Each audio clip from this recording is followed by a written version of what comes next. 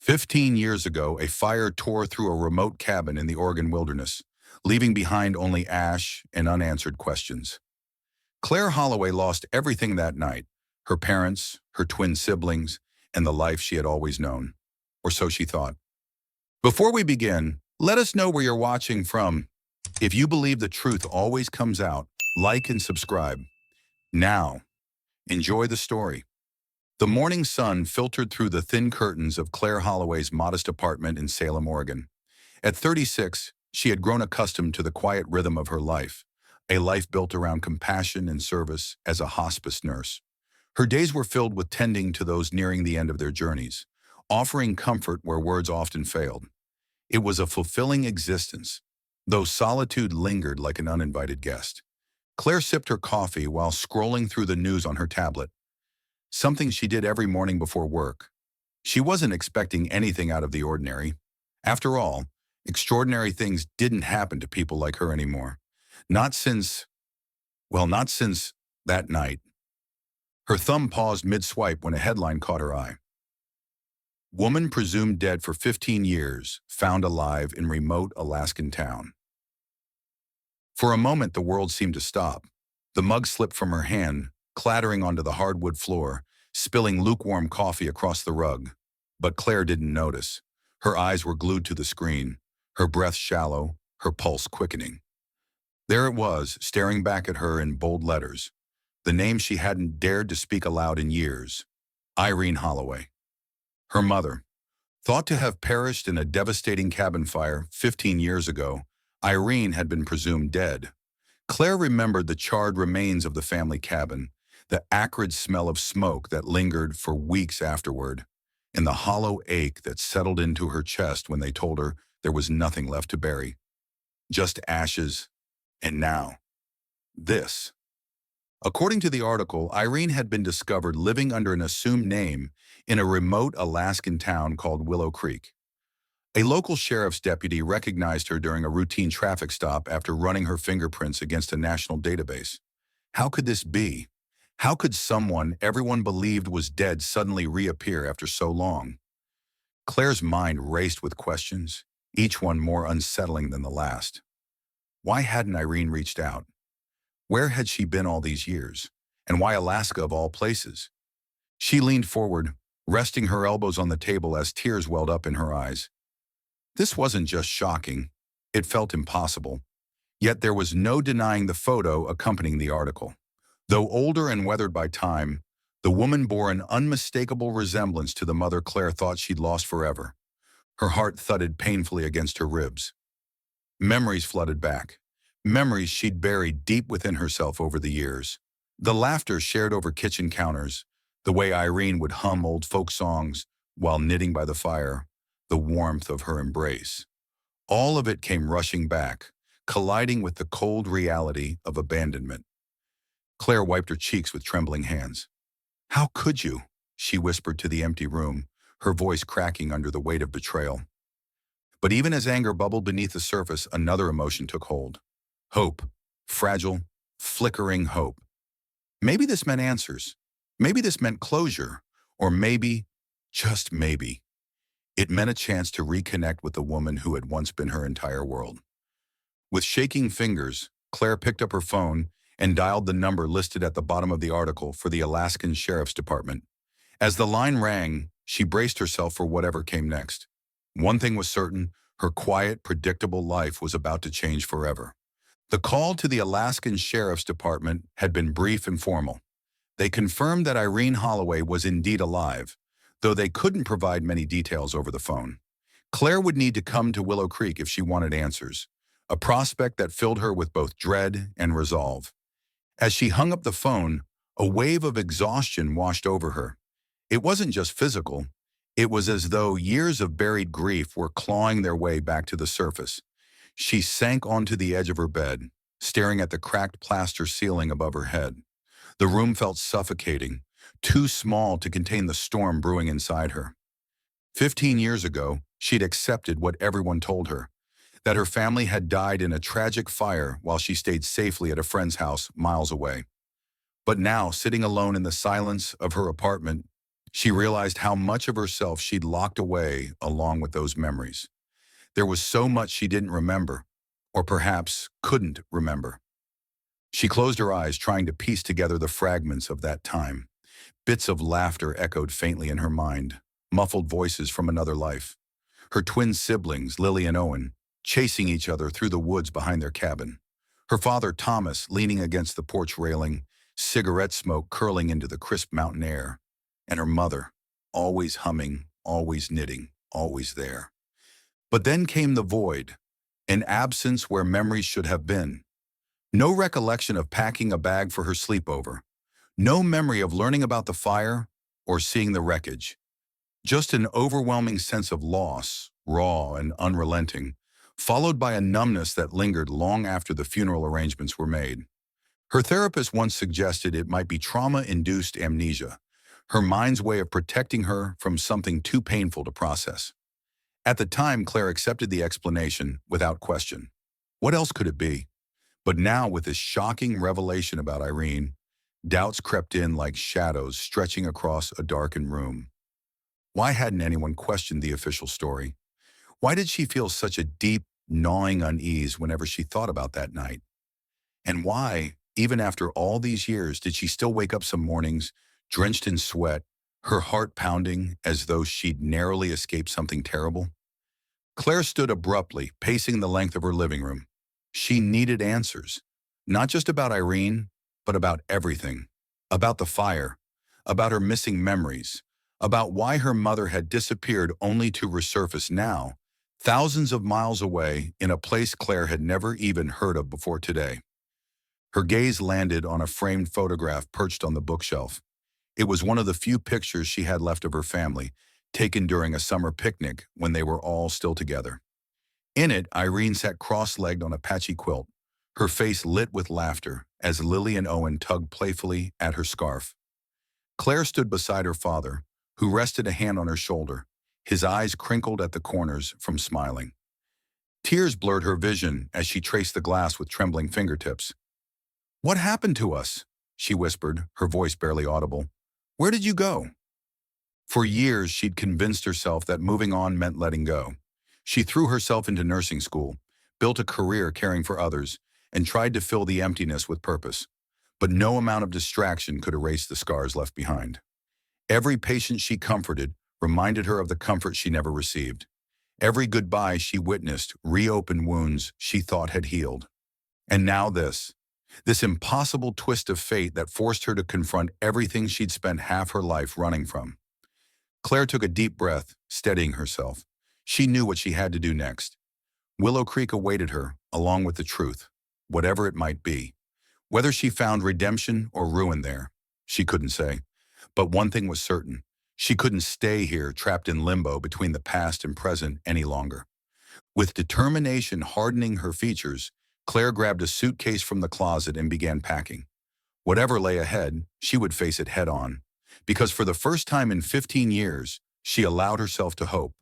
Not just for answers, but for a chance to reclaim the pieces of herself she'd lost in the ashes. The flight from Oregon to Alaska was long and jarring, each hour stretching Claire's nerves tighter than the last. As she stared out the window at the endless expanse of white below, snow-covered mountains, frozen rivers, and dense forests, she couldn't help but feel as though she were crossing into another world entirely, a world where nothing made sense anymore. When the plane finally touched down in Anchorage, Claire rented a car and began the grueling drive north toward Willow Creek. The roads grew narrower and icier with every mile, flanked by towering pines heavy with snow. Her knuckles whitened on the steering wheel as she navigated sharp turns and patches of black ice. It felt symbolic somehow, that she was venturing deeper not just into Alaska's wilderness, but into the tangled thicket of her own past. By the time she arrived at the care facility, a modest building nestled against a backdrop of jagged peaks, it was late afternoon. The sun hung low on the horizon, casting long shadows across the snow-dusted parking lot. Claire stepped out of the car, her breath visible in the frigid air, and pulled her coat tighter around herself. She hesitated for a moment, staring up at the unassuming structure before her. This was it, the place where her mother, or someone claiming to be her mother, was waiting. Inside, the warmth of the lobby offered little comfort. The scent of antiseptic mingled with the faint aroma of coffee from a pot left brewing too long. A nurse behind the reception desk greeted her with a polite smile, asking how she could assist. Claire introduced herself haltingly, explaining that she'd come to see Irene Holloway. The nurse nodded knowingly, her expression softening. "Ah, yes," she said gently. "Ms. Holloway has been expecting you." Claire's heart skipped a beat. Expecting me? She hadn't told anyone she was coming, not even the sheriff who'd confirmed Irene's identity. Was this some kind of mistake? Or did Irene truly know she'd arrive? "Follow me," the nurse said, leading her down a narrow hallway lined with faded photographs of snowy landscapes. Claire followed numbly, her mind racing. Each step felt heavier than the last, as though gravity itself were conspiring to keep her rooted in place. They stopped outside a door marked 214, and the nurse knocked softly before pushing it open. "Irene," she called softly, "your daughter is here." For a moment, Claire froze in the doorway, her eyes scanning the room. It was small and sparsely furnished, with a single bed pushed against one wall and a faded armchair near the window. Sitting in the chair, wrapped in a thick woolen blanket, was a frail woman with silver-streaked hair and hollowed cheeks. Her hands rested limply in her lap, trembling slightly despite the warmth of the blanket. This was Irene Holloway? Claire swallowed hard, struggling to reconcile the image before her with the vibrant, humming woman she remembered from her childhood. The years and whatever hardships she'd endured since disappearing had taken their toll. But there was no mistaking those eyes. They were the same pale blue that had once sparkled with mischief and love, now clouded with confusion and fear. "Irene," Claire ventured, her voice barely above a whisper. The woman turned her head slowly, her gaze meeting Claire's. For a brief instant, recognition flickered in her eyes. But then it vanished, replaced by something closer to panic. She shifted uncomfortably in her chair, clutching the edges of the blanket like a shield. Who are you?" she asked, her voice raspy and uncertain. Claire's chest tightened. She had prepared herself for anger, denial, maybe even tears. But not this. Not silence and fear. Not a stranger wearing her mother's face. "It's me," Claire said, taking a cautious step forward. "It's Claire, your daughter." Irene blinked rapidly, her brow furrowing as though trying to piece together fragments of a dream. "Daughter," she murmured almost to herself.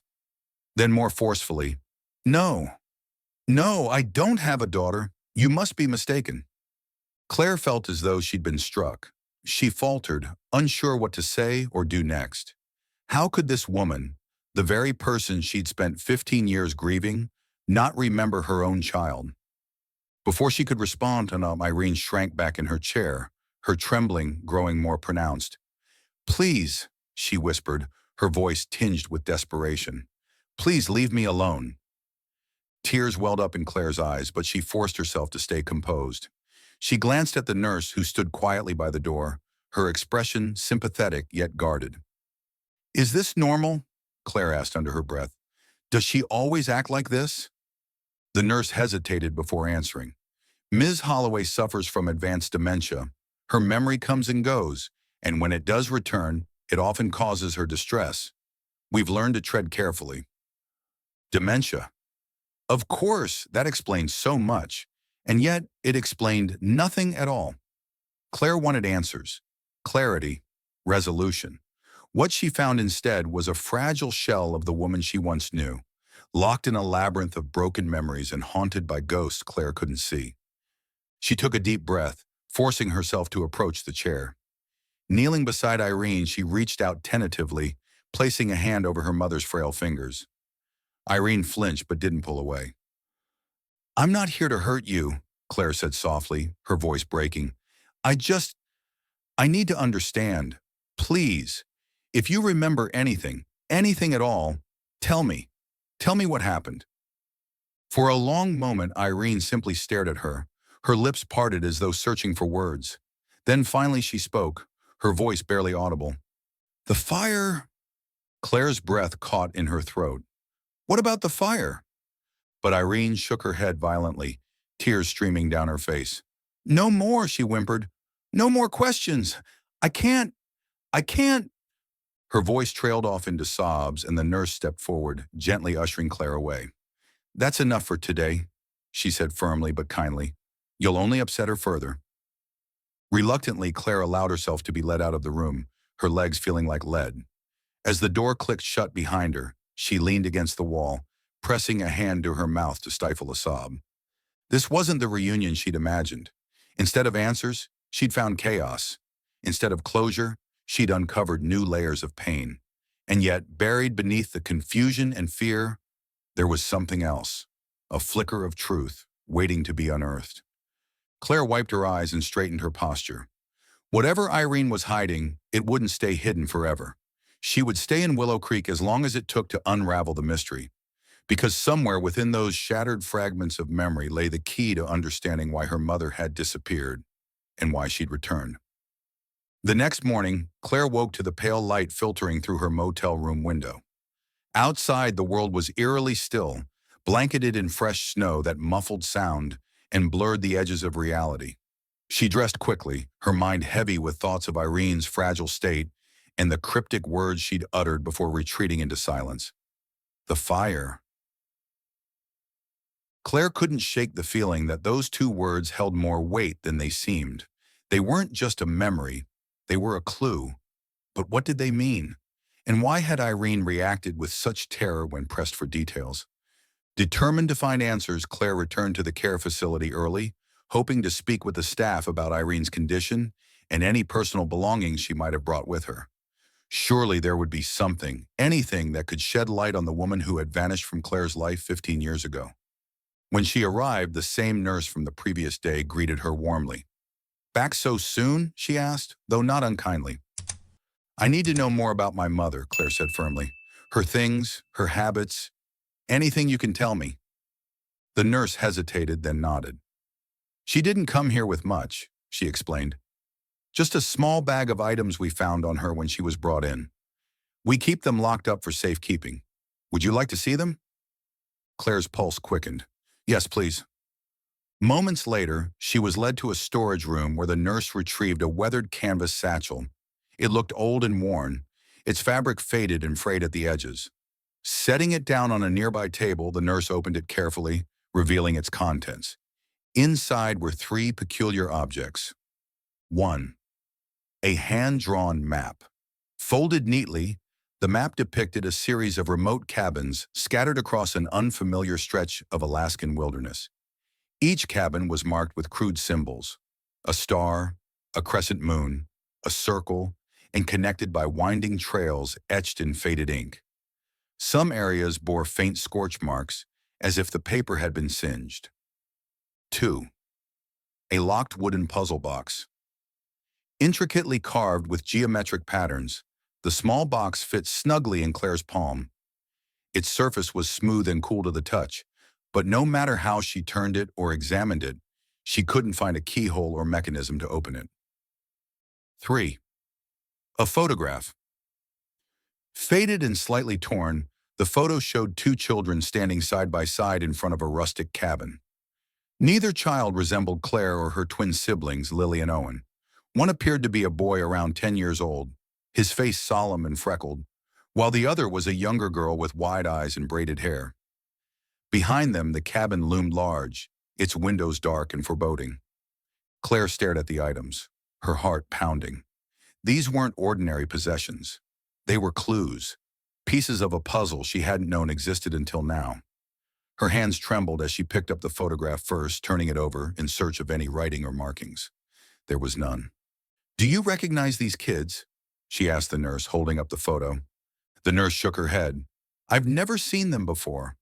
When we found your mother, she wouldn't, or couldn't, explain who they were. She just clutched that picture like it meant everything." Claire set the photo aside and unfolded the map. Her eyes traced the lines and symbols, her mind racing.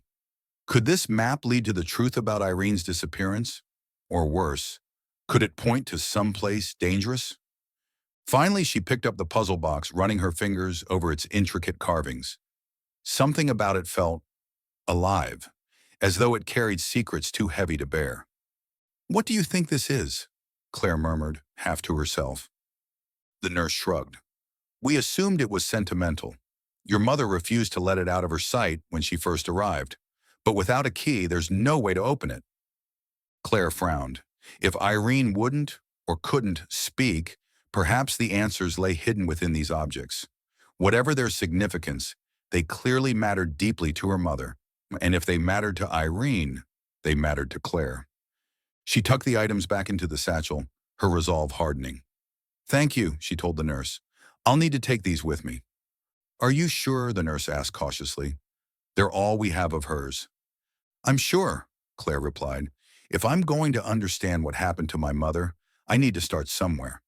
This feels like the beginning." With the satchel slung over her shoulder, Claire stepped back into the biting cold of Willow Creek.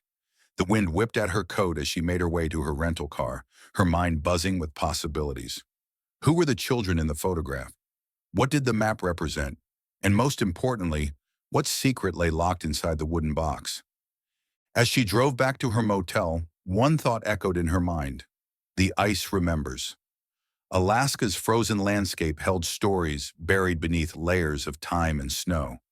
Somewhere out there, hidden among the trees and shadows, was the truth about Irene Holloway, and Claire intended to uncover it, no matter the cost. The next day, Claire decided to track down the man who had found Irene, Jonas Talvik. According to the sheriff's report, Jonas was a local fisherman and part-time search and rescue volunteer who had stumbled upon Irene wandering disoriented in the snow near Willow Creek. His name wasn't just a footnote in her mother's story. He was the first link in a chain of events that had brought Irene back into Claire's life. She drove to the address listed for him, a modest cabin perched on the edge of a frozen lake, its wooden walls weathered by years of harsh Alaskan winters. Smoke curled lazily from the chimney, and the sound of an axe splitting wood echoed faintly in the distance. As Claire parked her car and stepped out into the crisp air, she spotted a tall, broad-shouldered man stacking logs beside the house. Jonas Talvik looked like he belonged to this rugged landscape. His dark hair was streaked with silver, his face lined with age and exposure to the elements.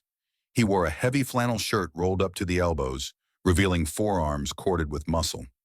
When he noticed Claire approaching, he set the axe down and wiped his hands on his jeans before offering a polite nod. "You must be Claire," he said, his voice deep and steady, tinged with a Scandinavian accent.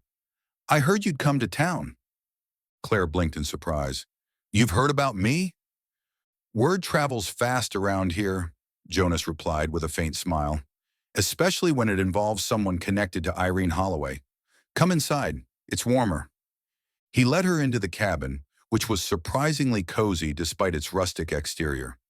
A fire crackled in the hearth, casting flickering shadows across the walls. The space smelled of pine and leather, with mismatched furniture that gave it a lived-in charm. Jonas gestured for her to sit at the kitchen table while he poured 2 steaming mugs of coffee.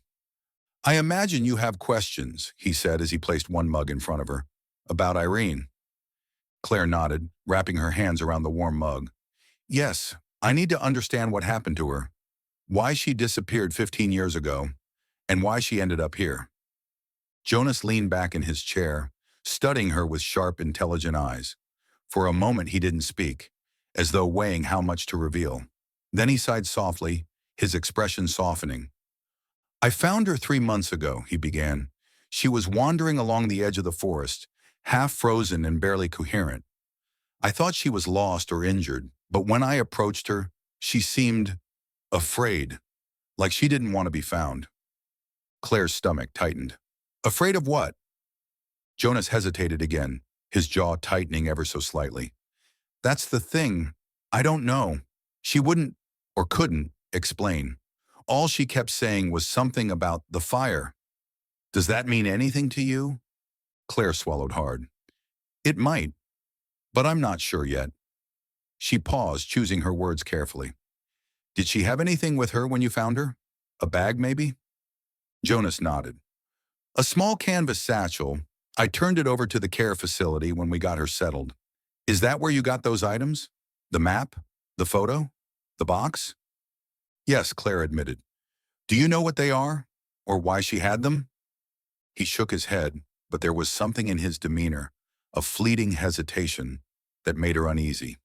No idea, he said evenly, but whatever they are, they clearly mattered to her.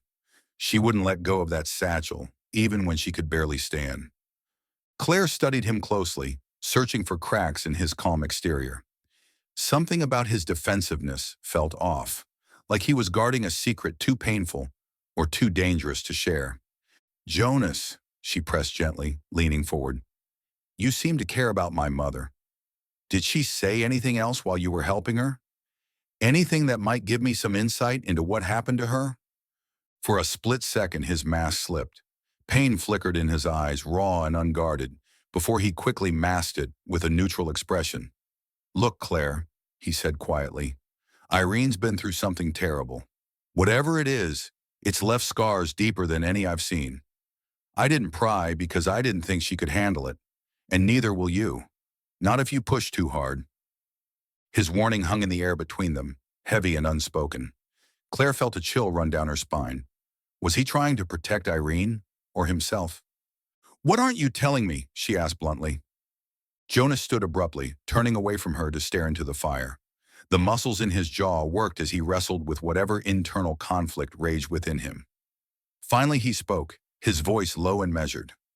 "There are things in this world best left buried," he said. "People disappear for reasons, Claire. Sometimes survival depends on staying hidden. If Irene wanted you to know the truth, she would have told you herself." "But she can't," Claire shot back, frustration bubbling to the surface.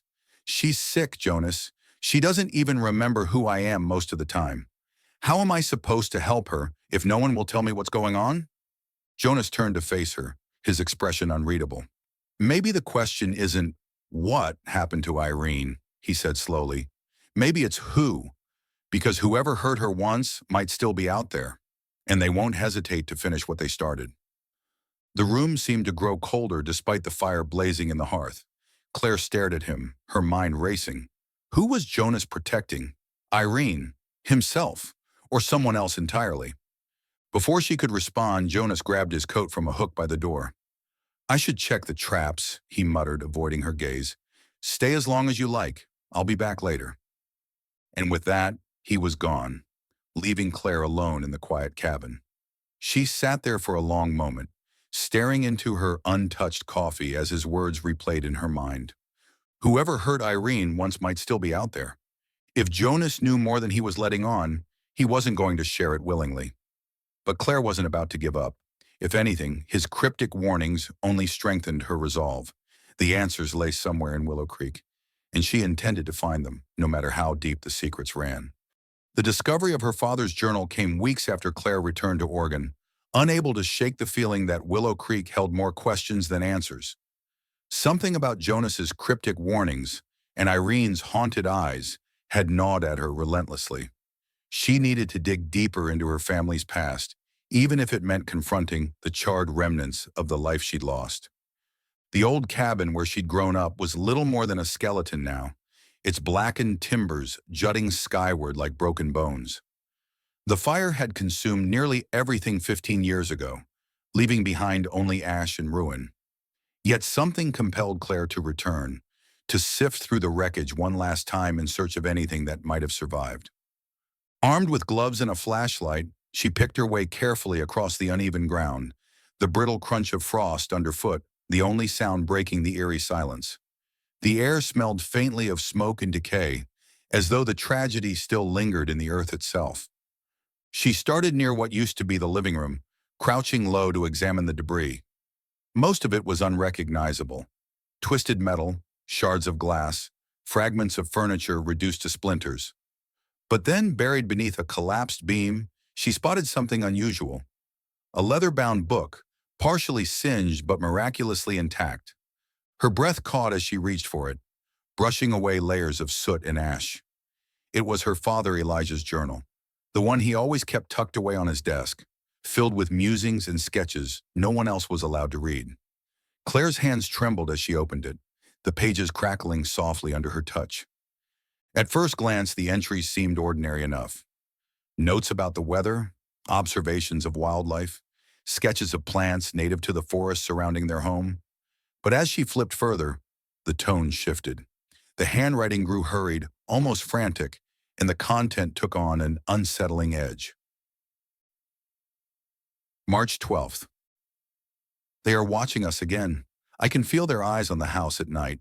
The children laugh too loudly during the day, unaware of the shadows gathering just beyond the trees. Irene says I'm imagining things, but I know better.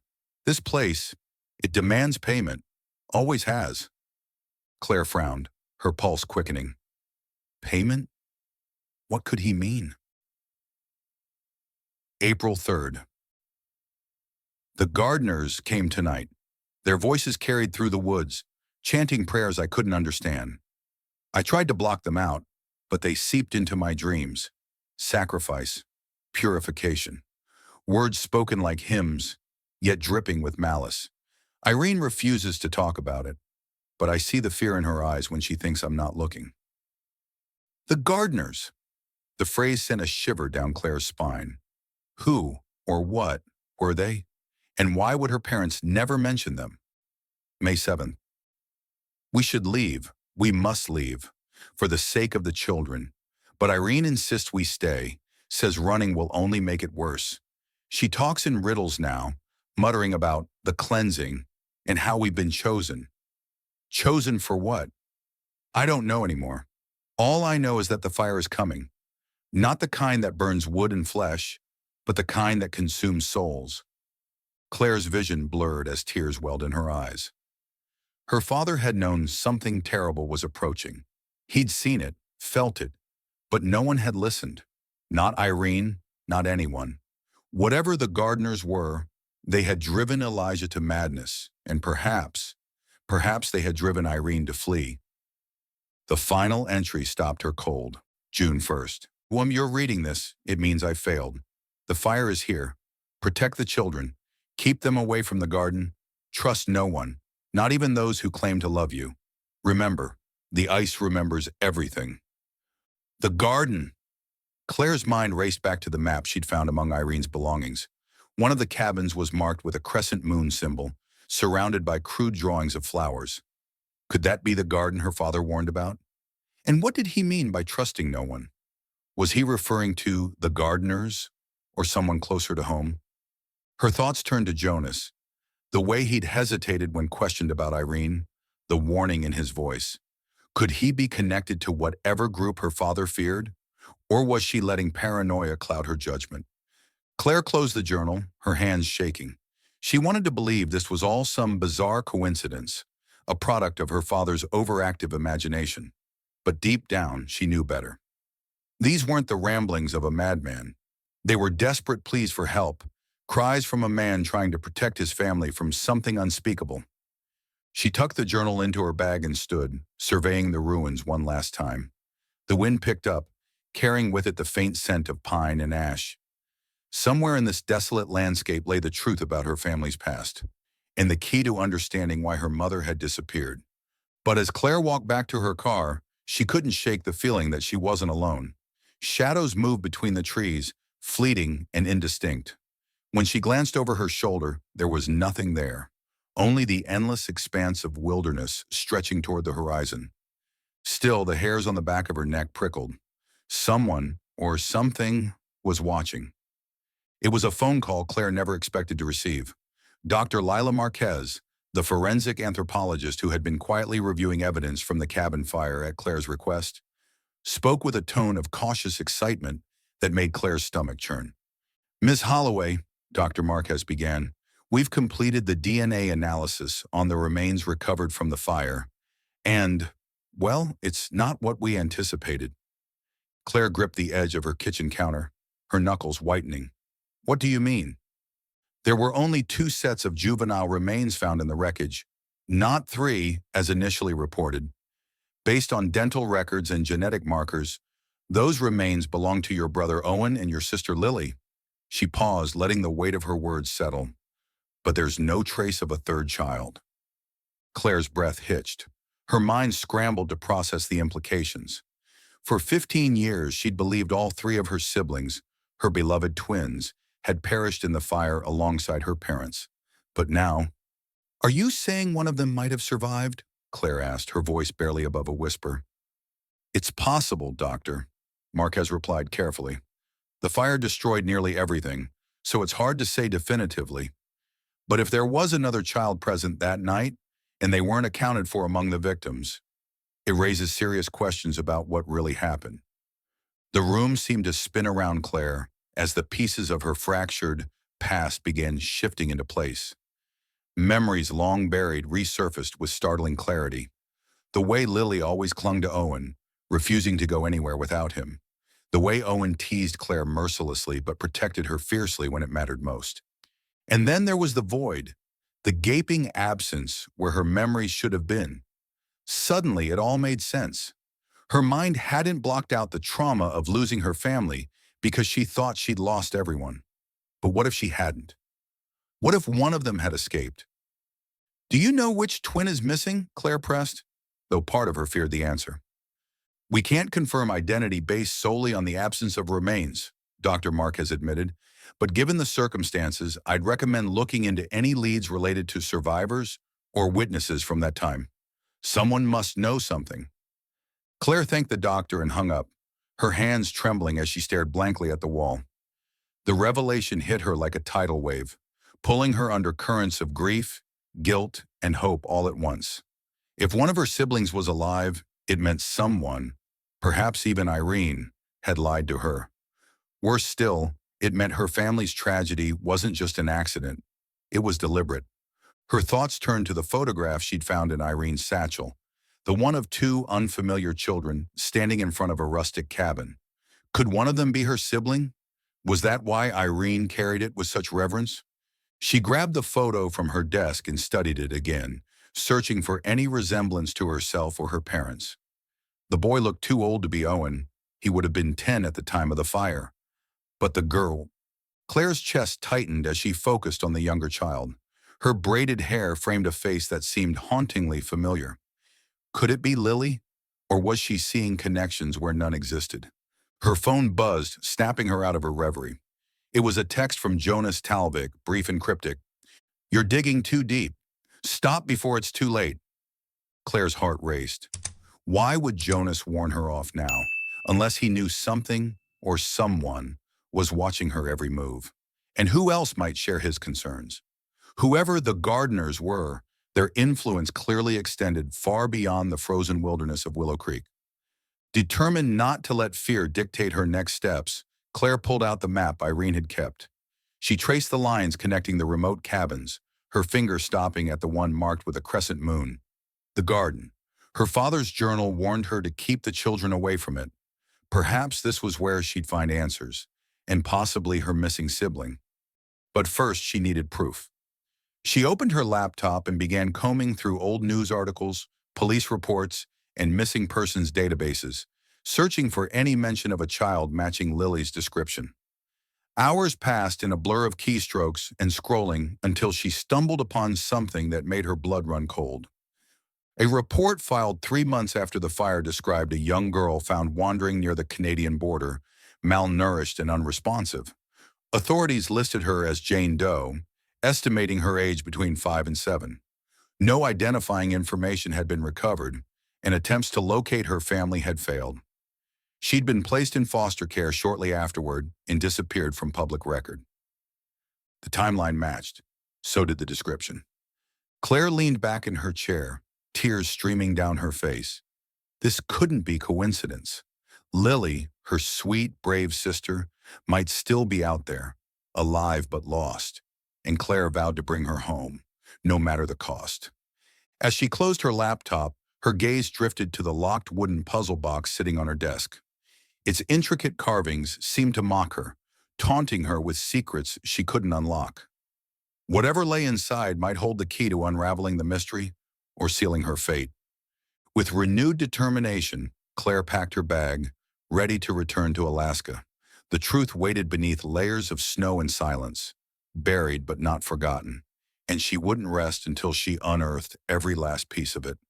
The small, dimly lit library in Willow Creek smelled of aged paper and damp wood, its shelves sagging under the weight of forgotten stories. Claire sat at a scarred wooden table near the back, surrounded by dusty ledgers and yellowed newspapers. The librarian, an elderly woman named Edith with sharp eyes and a no-nonsense demeanor, had been hesitant to help at first. But after some gentle persuasion and a mention of Irene Holloway's name, Edith relented, disappearing into the stacks before returning with a thin folder marked Maggie Thorne. "This is everything we have on her," Edith said, setting the folder down with a soft thud. "She lived off-grid for years, teaching some boy out in the bush. No one ever saw him, though. Not officially." Claire's pulse quickened as she opened the folder. Inside were photocopies of handwritten notes, faded receipts, and a single grainy photograph of a cabin nestled deep in the wilderness. It was dated over a decade ago, long before Irene, or rather Maggie Thorne, had been discovered wandering in the snow. "What do you mean, not officially?" Claire asked, her voice tinged with urgency. Edith adjusted her glasses, peering down at the documents. "Well, according to town records, Maggie enrolled the boy in a homeschooling program through the state. She submitted lesson plans and progress reports, but there was never any formal identification for the kid. No birth certificate, no social security number, nothing." Claire frowned, flipping through the papers. Among them was a list of required reading materials Maggie had ordered for the boy, textbooks on biology, mathematics, literature, and something called The Sacred Garden, which sent a chill down Claire's spine. Could this be connected to the garden her father warned about? "Did anyone question it?" Claire pressed. "I mean, how could a child just not exist?" Edith shrugged, her expression grim. "People around here don't ask too many questions. If someone wants to live quietly, they're left alone. Besides, Maggie paid cash for everything, kept to herself, never caused trouble." "But surely someone must have seen the boy," Claire insisted. "A neighbor, a delivery driver, anyone." Edith hesitated, her gaze flickering toward the window where the frost-covered trees swayed gently in the wind. "There were rumors," she admitted finally. "Some hunters claimed to have spotted a kid running through the woods near Maggie's cabin, barefoot, dirty, like he'd been living wild. But when they tried to approach him, he vanished. Like a ghost." Claire felt a knot tighten in her stomach. This wasn't just a missing sibling. It was a child who had been deliberately erased from existence, and if Irene, or Maggie, had taken such extreme measures to hide him, then whoever this boy was, he was tied to the heart of the mystery. Her mind raced back to the photograph she'd found in Irene's satchel, the one of the two children standing in front of a rustic cabin. Was the boy in the photo the same child Maggie had hidden away? Had Irene brought him to Alaska to protect him, or to keep him imprisoned? "And what about visitors?" Claire asked, trying to steady her trembling hands. "Did anyone come to see Maggie while she was here? Friends, family, strangers?" Edith shook her head slowly.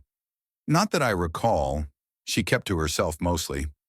Though," her voice trailed off and she glanced nervously toward the door, as though afraid of being overheard. "Though what?" Claire urged, leaning closer. "There was one man," Edith whispered. "He came around maybe once or twice a year.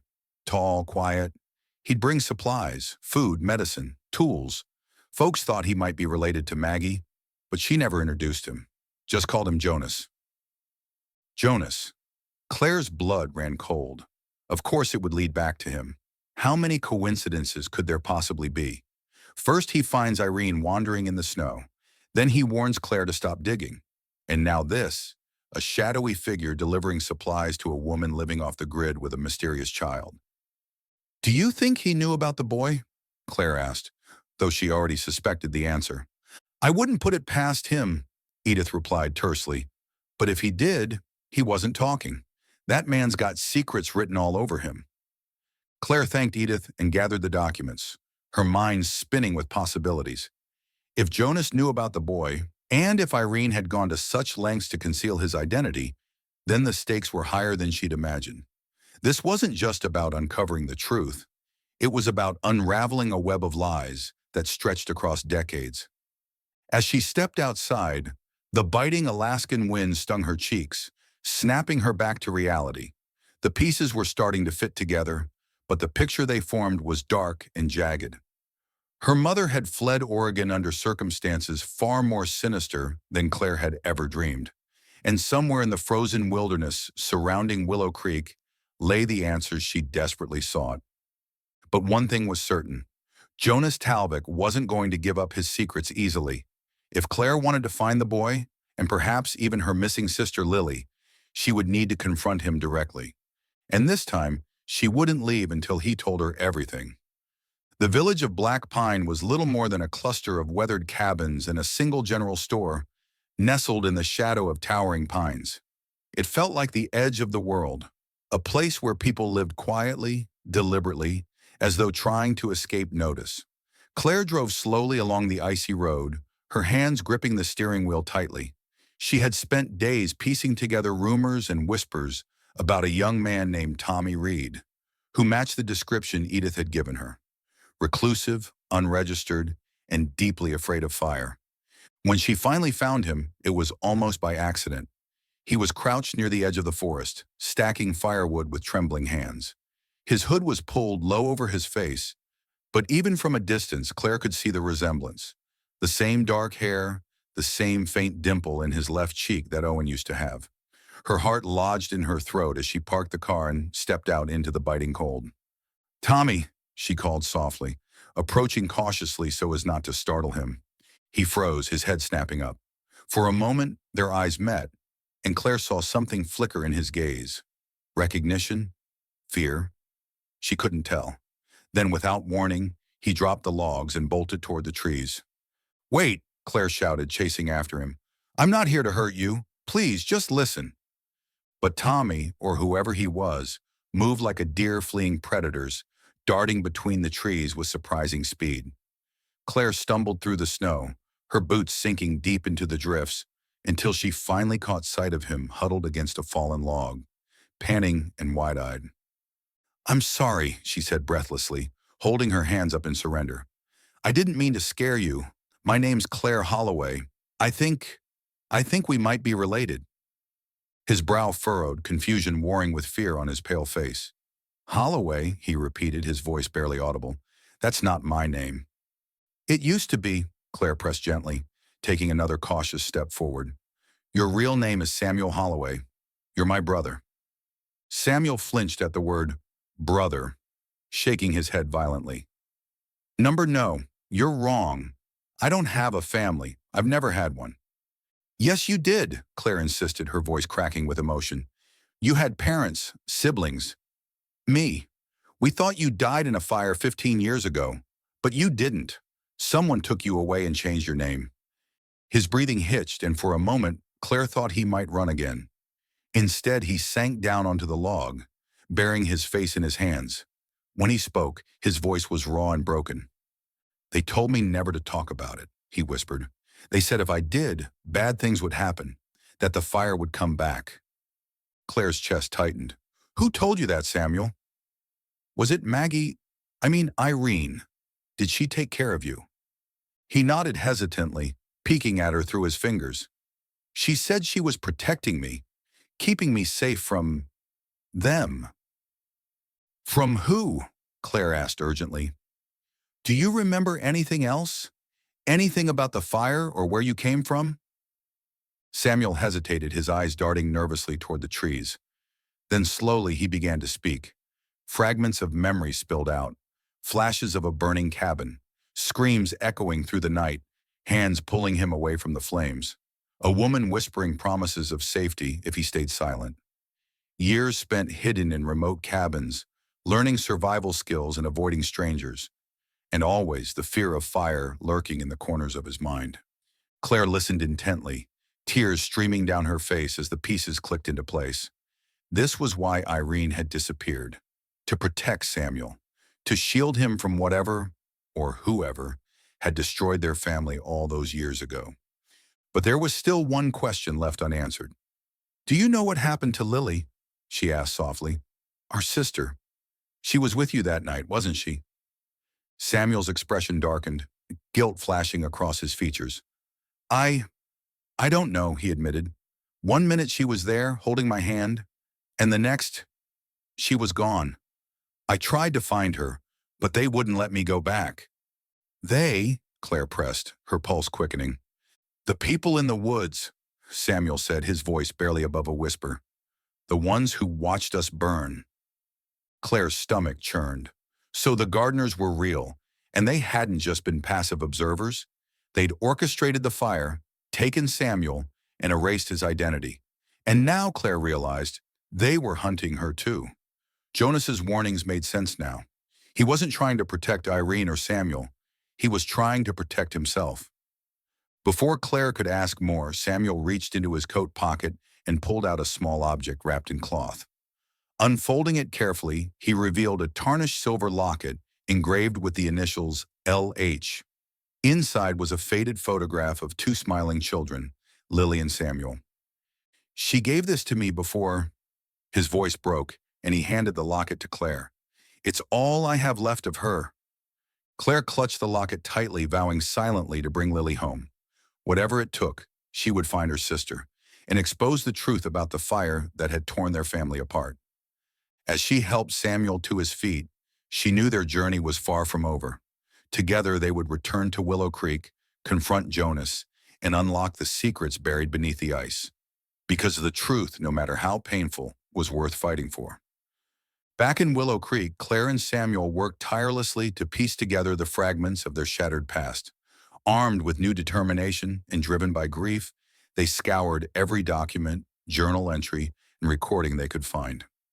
It was during one late-night session at Jonas Talvig's cabin, which Claire had managed to sneak into while he was away, that they stumbled upon a trove of old cassette tapes hidden beneath loose floorboards. The tapes were labeled in Elijah Holloway's handwriting. Confessions. With trembling hands, Claire slid one into an ancient tape player she'd found nearby.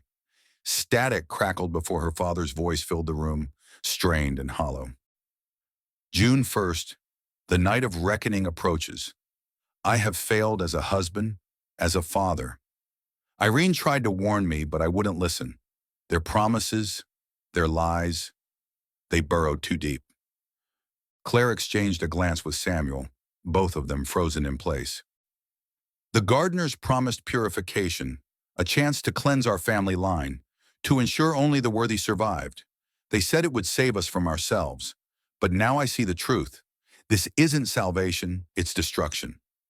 Elijah's voice grew more desperate, his words tumbling over each other like stones down a hill. Tonight I will perform the ritual. The fire will consume the unworthy, leaving behind only those chosen for redemption. Irene refuses to participate. She calls them monsters. Perhaps she's right, but there is no turning back now. If we are to survive, if my children are to be saved, then the fire must come. The tape ended abruptly, leaving silence heavy in the air. Claire sat motionless, her mind struggling to reconcile the man on the tape with the loving father she remembered. Had he truly intended to burn them all alive? And if so, how had any of them survived? Samuel broke the silence, his voice barely above a whisper. He thought he was saving us, he murmured, his eyes distant. But all he did was destroy everything. Claire nodded slowly, tears streaming down her face. Her father hadn't just been a victim of the cult. He had become its willing instrument. The fire wasn't an accident. It was a calculated act of madness, meant to fulfill some twisted prophecy. And yet somehow Irene had intervened. Among the journals Claire unearthed was one belonging to Irene herself. Its pages were filled with frantic scribbles, tear stains smudging the ink. As Claire read through it, the full scope of her mother's heroism began to emerge. June 1st, I stopped him. Barely. The flames licked at the walls as I pulled Samuel free, covering his face with my coat. Lily screamed for us to wait, but I couldn't. I knew what waited outside. They were watching, waiting to take him, to finish what Elijah started. Irene's writing became increasingly erratic, her terror palpable even years later. I ran north, far from the fire, far from their reach, changed our names, hid us among strangers, promised myself I'd never look back, never risk letting them find him again. Claire, oh my sweet Claire, leaving her felt like tearing out my heart, but I trusted Ruth and Harold. They swore she'd be safe, away from the garden, away from the fire. Ruth and Harold, the neighbors who had taken Claire in after the tragedy. For 15 years, Claire had believed they were kind benefactors, stepping in when no one else could. But now, reading between the lines of Irene's anguish, she realized the truth. Irene hadn't abandoned her daughter willingly. She had entrusted her to people she thought she could trust. And yet, something about that decision gnawed at Claire. Why hadn't Ruth or Harold ever mentioned Irene's survival? Why had they allowed Claire to grieve as though her entire family was gone? Determined to confront the final piece of the puzzle, Claire returned to Oregon, dragging Samuel along despite his protests. The house where Ruth and Harold had raised her stood unchanged since her childhood, a modest ranch-style home surrounded by neatly trimmed hedges. But as Claire approached the front door, memories once warm and comforting turned cold and suspicious. Harold answered, his graying hair and lined face betraying the passage of time. When he saw Claire standing there, flanked by Samuel, his expression shifted from surprise to unease. "Claire?" he asked, forcing a smile. "What brings you here?" "I need answers," Claire said bluntly, brushing past him into the house. Samuel lingered awkwardly in the doorway, his fire phobia making him visibly uncomfortable. Ruth appeared moments later, her hands clutching a dish towel. Her eyes widened slightly at the sight of Samuel, recognition flickering across her features before she masked it with feigned confusion. "This is your brother," Claire said, gesturing to Samuel. "Or should I say, your nephew. You knew all along, didn't you, that Mom was alive, that Samuel survived?" Ruth's lips pressed into a thin line, and Harold shifted uncomfortably. Neither spoke immediately, but the tension in the air was suffocating. Finally, Ruth sighed, sinking into a chair at the kitchen table. "Yes," she admitted quietly. "We knew. Irene contacted us shortly after disappearing. She begged us to keep Claire safe, to make sure you stayed away from the cult." "But you let me think they were all dead," Claire snapped, her voice breaking. "You let me mourn them for 15 years. "We were protecting you," Harold interjected, his tone defensive. "Do you think we wanted to lie? Do you think it didn't tear us apart knowing what Irene had sacrificed? But if we told you the truth, if we let you try to find her, you'd have led them straight to her and to Samuel." "The Gardners," Claire whispered, the name tasting bitter on her tongue. "You're part of it, aren't you?" Harold hesitated, guilt flashing across his face.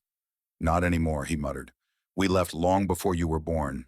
But Ruth and I, we still had connections. People who watched, who reported back. We knew better than to cross them." "So you kept me isolated," Claire said bitterly. "Made sure I never questioned the official story, all to protect yourselves." "It wasn't just us," Ruth added softly. "Your mother made her choice. She gave up everything to save Samuel, and she trusted us to do the same for you." Claire sank into a chair, overwhelmed by the weight of their betrayal. These weren't the kindly guardians she'd grown up believing in. They were complicit in the very lies that had destroyed her family. Yet as angry as she couldn't deny the fear in their eyes. Whatever Ruth and Harold had done, they had done out of desperation, not malice. Still, the damage was done. Claire rose to her feet, her resolve hardening. "I'm going to expose them," she declared. "All of it. The fire, the cult, everything. No more secrets." As she and Samuel left the house, Claire felt a strange sense of clarity. The road ahead would be dangerous, fraught with shadows cast by the past. But for the first time in her life, she understood who she was fighting for. Not just herself, but the siblings she had lost and found again. And she would stop at nothing to bring them all home. Back in Willow Creek, Claire sat alone in her motel room, the wooden puzzle box resting heavily on the table before her. For weeks it had taunted her with its secrets, its intricate carvings seeming to mock her inability to unlock it. But now, armed with new insights into her family's past and a desperate determination, she was closer than ever to unraveling its mystery. Her breakthrough came while listening to one of Irene's lullabies, recorded years ago on a tape she'd found among Elijah's belongings. As the soft melody played, Claire noticed something unusual. Certain notes repeated in a pattern that didn't quite fit the song's rhythm. On a hunch, she transcribed the sequence of high and low pitches onto paper, translating them into numbers. The result was a 6-digit code, 729418. Her heart raced as she approached the box, her fingers trembling as she pressed the sequence into the hidden mechanism concealed beneath its carvings. With a soft click, the lid sprang open, revealing 3 items nestled inside. 1. A cassette tape labeled "For Claire" in Irene's handwriting. 2. A delicate silver necklace adorned with a tiny crescent moon pendant, the same symbol marked on the map near the cabin called the Garden. 3rd, a folded note containing Irene's final confession, written in shaky but deliberate script. Claire picked up the cassette tape first, her hands shaking so badly she nearly dropped it. She inserted it into the player, holding her breath as static gave way to her mother's voice. "Claire, my darling girl, if you're hearing this, then I've failed you again. Failed to come back for you. Failed to protect you from the truth. But please know this. I never stopped loving you." Irene's voice cracked with emotion, each word heavy with regret and sorrow. Claire closed her eyes, tears streaming down her face as she listened. "That night, your father believed he was doing the right thing. He thought the fire would purify us, save our family from what the gardeners called corruption. But he was wrong, so very wrong. When the flames began to spread, I knew we couldn't stay. I grabbed Samuel. He was so small, so frightened, and ran. Lily? Oh, Lily, my sweet baby. I wanted to go back for her, but they were already there, watching, waiting." Claire's chest tightened at the mention of her sister. Her worst fears were confirmed. Lily hadn't escaped. She had been taken, or worse. "I promised myself I'd return for you, Claire, that I'd find a way to bring you to me once Samuel was safe. But the further north we went, the more afraid I became. What if they followed me? What if they found you too? So I stayed away, trusting Ruth and Harold to keep you safe. It was selfish, cowardly, but I couldn't risk losing another child." Irene paused, her breathing uneven, as though struggling to continue. "Samuel doesn't remember much about that night. I made sure of it. Drugs, stories, lies. It was all I could do to shield him from the horror. And maybe I shielded myself too. Because how do you explain to a child that his own father tried to burn him alive?" Claire clutched the locket Samuel had given her, the weight of her mother's pain settling over her like a suffocating blanket. If you're listening to this, then perhaps the ice has finally melted. Perhaps the truth is rising to the surface after all these years. I hope you can forgive me, Claire, for leaving you, for lying to you, for everything. The recording ended abruptly, leaving only silence in its wake. Claire sat motionless, the enormity of her mother's sacrifice washing over her in waves. Irene hadn't abandoned her out of cruelty or indifference. She had done it out of love, a love so fierce and desperate it had driven her to make unimaginable choices. Claire visited Irene the next day, carrying the silver necklace and the cassette player with her. The care facility was quiet, the air thick with the scent of antiseptic and fading memories. When she entered Irene's room, her mother was sitting by the window, staring blankly at the snow-covered landscape outside. "Irene," Claire said softly, kneeling beside her chair. "It's me, Claire." Irene turned slowly, her pale blue eyes clouded with confusion. For a moment, Claire feared she wouldn't recognize her. Then faint recognition flickered in her gaze, followed by something deeper. Guilt. "Claire," Irene whispered, her voice barely audible. "My girl." Tears welled in Claire's eyes as she placed the silver necklace in Irene's trembling hand. "I found this," she said gently, "in the puzzle box. Did you leave it for me?" Irene nodded, clutching the necklace tightly. "To remind you of the moonlit nights when everything was still whole." Claire swallowed hard, fighting back sobs. "I listened to your tape, Mom. I understand now. Why you left. Why you stayed away." Irene's expression crumpled, tears spilling down her cheeks. "Forgive me," she rasped, reaching out to touch Claire's face. "Please, forgive me." "I do," Claire whispered, taking her mother's hand in hers. "I forgive you." For a fleeting moment, Clarity shone in Irene's eyes and she smiled, a fragile, broken smile tinged with relief.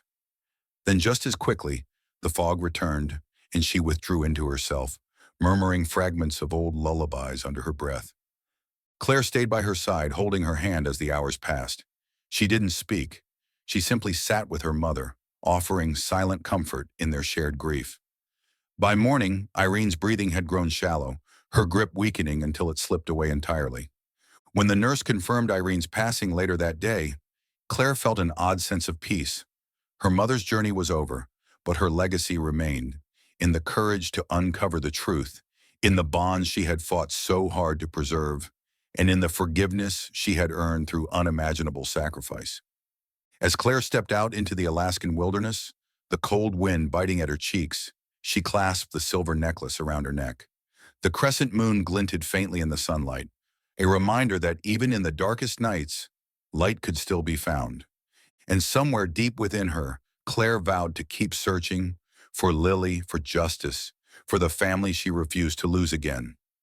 In the weeks following Irene's passing, Claire and Samuel found themselves navigating uncharted territory, rebuilding a relationship that had been severed before it even began. They rented a small cabin near Willow Creek, its isolation mirroring the life Samuel had grown accustomed to. For both siblings, it was a fragile attempt to create something new from the ashes of their shared past. Samuel struggled most with trust. Years spent hiding from the world, and himself, had left him wary of connection. He flinched at sudden movements, avoided eye contact, and often retreated into silence when overwhelmed. But Claire was patient, offering quiet support without pushing too hard. She knew healing wouldn't come overnight, especially for someone who had spent his entire life running from shadows. One evening, as they sat by the fire, a compromise after Samuel insisted on keeping it small and contained, Claire handed him a stack of letters tied with string. "These are from Sophie," she said softly. "Well, Lily, whatever name you want to call her." Samuel hesitated before taking the bundle, his hands trembling slightly. The letters were written in childish scrawl, filled with drawings of flowers, animals, and stick figure families holding hands. One stood out, a detailed sketch of the family cabin surrounded by trees, labeled with names beneath each tiny figure. Mom, Dad, Claire, Owen, Lily, and Sammy. Beneath the cabin, Sophie had scrawled, "We will always be together." "She remembered us," Samuel whispered, his voice thick with emotion. "Even after everything, she still believed we'd stay whole." Claire nodded, tears welling in her eyes. She loved fiercely, just like Mom. For the first time since reuniting, Samuel allowed himself to cry. Not the silent, stifled sobs he'd hidden away, but deep, wrenching tears that seemed to release years of buried pain. Claire reached out, pulling him into an awkward yet tender embrace. It wasn't perfect, but it was a start, a fragile thread tying them back to each other. As days turned into weeks, they began sharing fragments of their lives. Claire recounting stories of growing up under Ruth and Harold's care, Samuel describing the lonely beauty of Alaska's wilderness. Slowly, haltingly, they pieced together a mosaic of memories, finding comfort in the cracks between them. While sorting through Irene's remaining belongings, Claire stumbled upon a leather-bound sketchbook tucked beneath a loose floorboard in Jonas Talvik's cabin. Its pages were filled with Sophie's artwork, vivid depictions of their childhood home, the surrounding forest, and the people who inhabited it. But one drawing stopped Claire cold. It showed the cabin engulfed in flames, smoke curling toward the starless sky. In the background, partially obscured by trees, stood a shadowy figure watching silently. Beside the figure, Sophie had scribbled 2 words in jagged block letters. "They see." Claire's stomach churned as she traced the image with trembling fingers. This confirmed what she had long suspected. The gardeners hadn't just orchestrated the fire, they had been present that night, observing from the woods, waiting. But why? What purpose did Sophie's death serve? And what role had the cult played in separating Claire from her mother and brother? Samuel joined her moments later, drawn by the sound of her ragged breathing. When he saw the sketch, his face paled. "That's them," he murmured, pointing to the figure. "The ones who watched us burn." Claire clenched her fists, anger bubbling beneath her grief. "They're still out there," she said firmly, "and I won't stop until I expose every last one of them." Samuel placed a hand on her shoulder, his touch surprisingly steady. "Then let me help you," he said quietly. "Whatever it takes." For the first time, Claire felt a flicker of hope, not just for justice, but for closure. Together, they would uncover the truth about the cult and honor Sophie's memory by ensuring no one else suffered as their family had. Their search for answers led Claire and Samuel back to Jonas Talvik. Despite his earlier warnings, Claire couldn't shake the feeling that he held the final piece of the puzzle. Confronting him wasn't easy. It required tracking him down at his remote fishing outpost, where he lived alone amidst the frozen expanse of lake and forest. When they arrived, Jonas greeted them with cautious resignation, his expression unreadable. "You shouldn't have come here," he said gruffly, though his tone lacked its usual edge. "We need to know the truth," Claire replied, stepping closer, despite his obvious discomfort. "About the fire, about the gardeners, about why you helped Mom." Jonas sighed heavily, rubbing his temples as if trying to ward off a headache. For a long moment, he simply stared at the ground, his shoulders slumped with the weight of secrets he'd carried for decades. Then finally he spoke. "I was one of them," he admitted, his voice barely above a whisper. "A gardener." Claire's breath hitched, and Samuel stiffened beside her. "You burned my family," she demanded, her voice shaking with rage. "No," Jonas snapped, his eyes flashing with guilt and sorrow. "I didn't light the fire. I left the cult long before your father got involved. But I knew what they were capable of, knew how far they'd go to fulfill their twisted prophecies." He paused, swallowing hard. "When I heard about the fire, from hunters who claimed to have seen a woman fleeing with a child, I went looking for them, found Irene wandering in the snow, half mad with fear. She told me what happened, about your father, about the boy she saved." "And you helped her hide?" Claire pressed, searching his face for any sign of deception. "Yes," Jonas admitted, "because I owed her, owed all of you. The gardeners destroyed my family too, years ago. I ran because I couldn't bear to watch them hurt anyone else. Helping Irene, it was my way of making amends." Claire studied him carefully, weighing his words against the man she'd come to know. There was pain in his eyes, real, raw pain, that suggested he wasn't lying. Still, forgiveness didn't come easily. "What about now?" she asked. "Are you still protecting them?" Jonas shook his head vehemently. "Number I cut ties completely. But they're dangerous, Claire. If they find out you're digging into their past..." His voice trailed off, leaving the threat unspoken. Claire nodded slowly, understanding the risks, but unwilling to back down. "Thank you," she said finally, "for helping Mom, for telling us the truth." Jonas gave a curt nod, his expression grim. "Just promise me one thing," he said. "Be careful. Some fires never truly go out." With Jonas's confession adding another layer to the mystery, Claire and Samuel vowed to continue their fight for justice. They began compiling evidence. Elijah's journals, Irene's recordings, Sophie's sketches, all pointing to the existence of the gardeners and their role in the tragedy that shattered their family. Though the road ahead was fraught with danger, Claire felt a newfound sense of purpose. For so long she had been adrift, haunted by unanswered questions and unresolved grief. Now she had a mission, and a brother who stood beside her, ready to face whatever came next. As they stood together beneath the Aurora Borealis one frigid Alaskan night, its shimmering lights painting the sky in hues of green and purple, Claire felt a strange sense of peace. The fire that had consumed her family might have left scars, but it hadn't extinguished their spirit. Together they would rise from the ashes, not as victims, but as survivors. And somewhere beyond the stars, Claire hoped Sophie and Irene were watching, their love guiding her forward. Months after Irene's passing and their confrontation with Jonas, Claire made a decision that surprised even herself. She handed in her resignation at the hospice center where she'd worked for years, trading the predictability of nursing for something far more uncertain but deeply meaningful.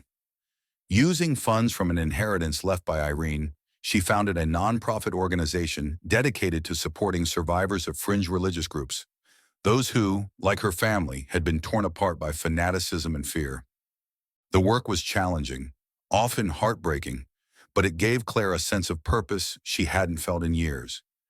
Each story she heard reminded her of her own journey, the pain of loss, the struggle for truth, and the fragile hope of rebuilding. And while she couldn't undo the past, she could help others navigate their own paths toward healing. Samuel joined her in this new chapter, though his role was quieter. He preferred working behind the scenes, organizing logistics and managing outreach programs. Over time, he began to open up more, not just to Claire, but to the world around him. His fire phobia remained, but it no longer controlled him. Instead, it became a reminder of how far he'd come, a scar that told a story of survival. Together, they purchased a small home near the Oregon coast, its weathered shingles and salt-kissed windows overlooking the restless Pacific. It wasn't perfect, but it was theirs, a place where they could start fresh while honoring the memories of those they'd lost. On quiet evenings, they sat together on the porch, listening to the waves crash against the shore, finding solace in the rhythm of the tides. Christmas arrived unexpectedly mild that year, the air crisp but not biting, the ground dusted with a thin layer of snow. Claire invited Jonas to join them, a gesture born not out of obligation, but gratitude. Though his ties to the Gardeners would always linger between them, she recognized the courage it had taken for him to leave the cult and later protect Irene and Samuel. In his own way, he had become part of their fractured family. They gathered outside beneath a pale gray sky, the ocean stretching endlessly beyond the dunes. Claire held up her camera, motioning for Jonas and Samuel to stand closer. For a moment, neither man moved, their expressions hesitant. Then Samuel stepped forward, brushing snow from his coat, and Jonas followed suit, his usual stoicism softening into something resembling warmth. "Smile," Claire teased gently, clicking the shutter before either of them could protest. The resulting photo captured an imperfect yet profound moment. Samuel's guarded half-smile, Jonas's furrowed brow, and Claire's unwavering gaze, all framed by the stark beauty of winter. As they retreated indoors, warming themselves with mugs of hot cocoa, Claire recorded a voiceover in her journal, a habit she'd picked up during her quest for answers. Her words flowed freely, raw and honest, as if speaking directly to Sophie and Irene. "Grief doesn't end," she wrote. "It shifts, settles, becomes part of you like the tide shaping the shore. There are days when it feels unbearable, when the weight of what's been lost threatens to pull you under. But there are also moments, fleeting, luminous moments, when you realize that what you thought was gone forever has simply been waiting to be found." She paused, glancing at the photo drying on the counter. Samuel and Jonas were seated across from each other now, exchanging tentative smiles over their drinks. The scene was far from conventional, yet it filled her with a quiet joy she hadn't known she was capable of feeling. "I used to think forgiveness was about forgetting, about letting go of anger and moving on. But I understand now that it's not about erasing the past. It's about making room for the future, for the people who stay, for the love that survives even when everything else falls apart." Her pen hovered above the page, trembling slightly as tears welled in her eyes. She thought of Irene, humming lullabies by the fire, of Sophie, clutching her brother's hand as flames consumed their home, of Samuel running barefoot through the woods, trying to escape a nightmare he couldn't name, and finally of herself, young, scared, and searching for answers among the ruins of her old life.